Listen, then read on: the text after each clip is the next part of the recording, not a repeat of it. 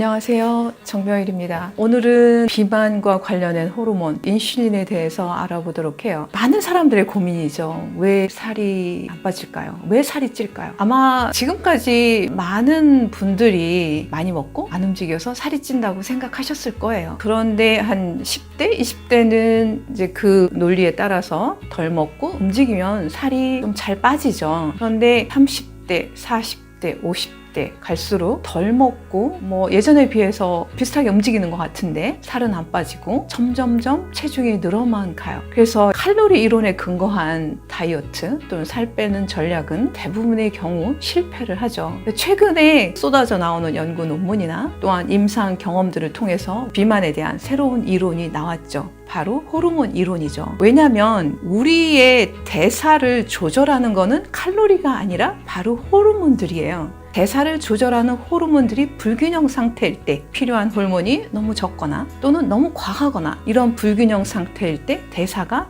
이상한 쪽으로 가죠. 즉 물만 먹어도 살이 찌는 그러한 방향으로 대사가 흘러가게 되죠. 그래서 결국 비만이라고 하는 거는 호르몬 불균형으로 인한 대사 장애로 보고 있습니다. 그래서 살을 빼려면 결국 우리는 호르몬을 정상 상태로 되돌려 놓아야 되죠.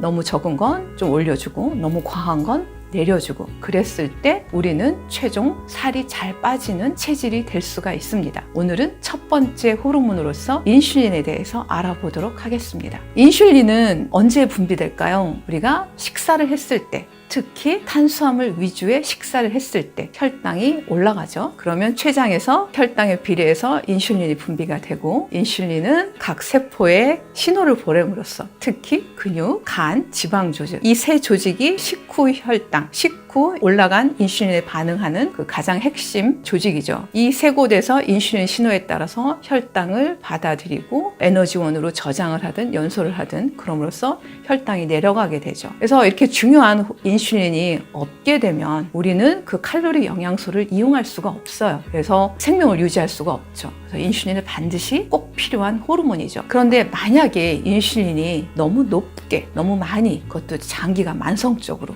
그렇게 존재한다. 그러면 어떻게 될까요? 인슐린이 너무 과하게 존재를 하면 인슐린은 동화 호르몬이고 체지방 합성과 축적을 촉진하는 호르몬이에요. 그러니까 우리 몸의 대사는 계속 체지방을 합성하고 축적하는 쪽으로 흘러가게 되죠. 그 결과 정말 물만 먹어도 살이 찌는 체질이 돼요. 적게 먹어도 살이 잘 안 빠지는 거죠. 그럼 먼저 이 인슐린 저항성이 무슨 의미인지 어떤 뜻인지에 대해서 알아보기를 해요. 인슐린 저항성이란 저항의 주체는 누구냐면 바로 세포예요. 인슐린이 신호를 계속 세포에 보내도 세포가 그 신호에 저항을 하고 혈당을 받아들이지 않는 상태가 인슐린 저항성 상태예요. 그러면 그 예전에는 인슐린의 말을 잘 듣던 세포가 왜 점점점 저항하는 상태가 됐을까요? 뭔가 불편함이 있었겠죠, 내부에. 그래서 그 첨단 장비, 전자현미경을 가지고 과학자들이 인슐린 저항성 상태의 동물이나 아니면 사람의 미토콘드리아, 세포 안의 소기관이죠. 미토콘드리아를 정밀하게 쳐다보니까 인슐린 저항성 상태에 있는 사람들이나 아니면 동물의 미토콘드리아는 건강한, 인슐린 저항성이 없는 사람들의 미토콘드리아에 비해서 구조가 많이 흐트러져 있고 또 손상받은 곳이 많이 있어요. 즉 칼로리 영양소를 연소할 상황이 못 된다는 것을 알 수 있습니다. 미토콘드리아는 어떤 곳이냐면 우리가 호흡을 하면 산소가 최종 도달하는 곳이 미토콘드리아예요. 우리가 섭취한 칼로리 영양소가 최종 본격적으로 연소되는 것이 바로 미토콘드리아죠. 그래서 칼로리 영양소가 연소되는 원리나 나뭇잎이 또는 종이가 연소되는 원리나 똑같아요.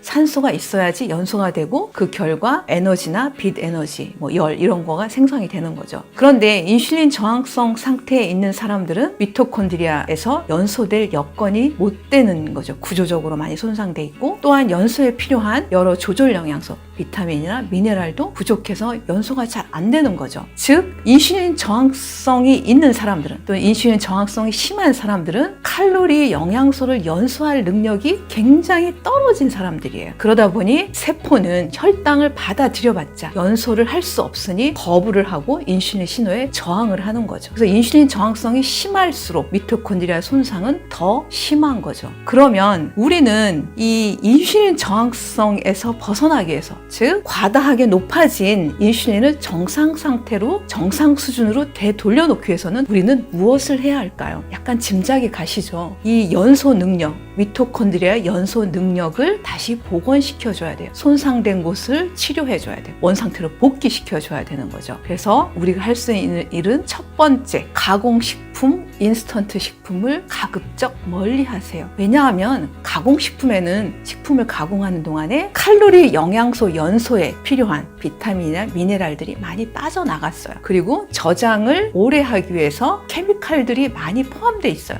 그런 케미칼들은 미토콘드리아에서 활성산소 생성을 많이 촉진하면서 세포에 손상을 많이 줄 수가 있어요. 그래서 가공식품, 인스턴트 식품 위주의 식습관을 오래 유지할수록 인슐린 저항성이 더 심해지는 거죠. 두 번째, 설탕, 단 음식, 탄수화물 위주의 식습관을 좀 이제 자제해 주세요. 이러한 단 음식들은 인슐린 분비를, 인슐린 스파이크를 유도하죠. 또한 3대 열량 영양소 중에서 탄수화물은 지방보다 활성산소를 더 많이 발생을 시켜요. 그래서 미토콘드리아 손상을 일으킬 수가 있죠. 그래서 이러한 단 음식 위주의, 탄수화물 위주의 식습관을 계속 유지하는 거는 인슐린 저항성에 해로우니 앞으로는 이제 이러한 식품을 가급적 좀 절제해 주시는 게 좋겠습니다. 그러면 우리는 어떤 음식을 먹어야 할까요? 단백질 충분히 먹어줘야 되죠. 이 단백질을 먹어줘야지만 우리가 섭취한 칼로리, 단 음식, 혈당의 80%를 처리해 주는 곳이 근육이에요. 그래서 근육이 정상적으로 제대로 형성이 돼 있으면 우리의 혈당 조절 능력은 좋게 되죠. 그래서 인슐린 저항성으로부터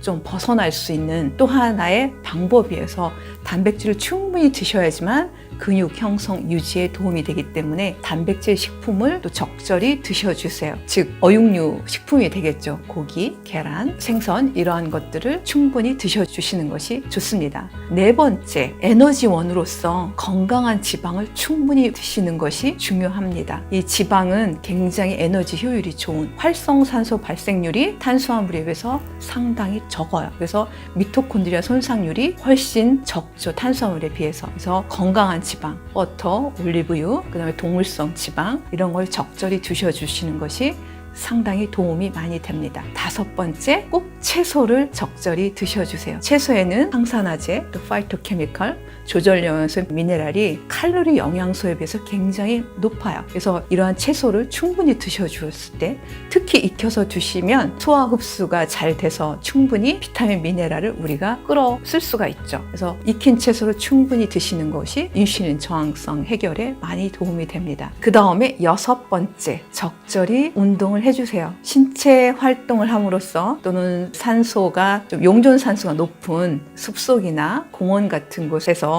산책을 하거나 걷는 이러한 운동들은 산소 유입량을 증가시켜서 칼로리 영양소의 완전 연소를 도와줘요. 그래서 활성산소도 좀 떨어지고 칼로리 영양소가 충분히 연소됨으로써 체지방으로 쌓이는 일이 좀 줄어들죠. 그래서 충분히 운동, 몸을 움직여 주세요. 그 다음에 마지막으로 수면을 적절히 취해 주세요. 우리가 잠자는 동안에 낮 동안에 손상됐던 그 미토콘드리아 세포들이 또한 쌓였던 그 노폐물들이 밤 동안에 다 청소가 되고 복원이 되거든요. 그래서 수면은 충분히 취해 주시는 거가 좋습니다. 오늘은 인슐린 과다 상태, 인슐린 저항성에서 벗어나서 살 빠지는 체질이 되기 위한 해결안에 대해서 알아보았습니다. 이러한 습관을 하루 이틀 또는 일주일, 한 달 정도 하다가 그치지 마시고 계속 습관으로 유지해 주시기 바랍니다. 다음 시간에는 비만 관련 호르몬 코티솔에 대해서 알아보도록 하겠습니다. 다음에 뵙겠습니다. 안녕히 계세요.